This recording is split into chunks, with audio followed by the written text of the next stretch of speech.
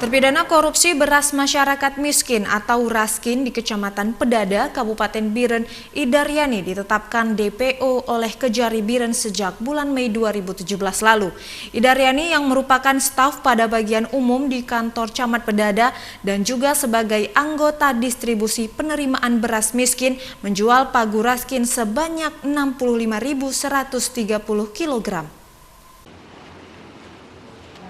Perbuatan terdakwa telah mengakibatkan kerugian keuangan negara sebesar Rp303.674.265 sesuai hitungan ahli BPKP Perwakilan Provinsi Aceh.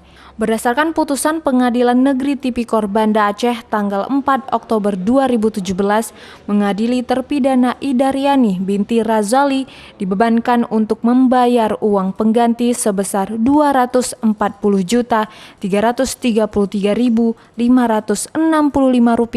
dan dihukum penjara selama 4 tahun dan denda sebesar Rp100 juta diganti kurungan selama 3 bulan. Kejaksaan Negeri Biren telah menerima pengembalian uang pengganti sebesar Rp179.642.865. Uang pengganti tersebut diserahkan langsung oleh keluarga terpidana Idaryani binti Razali.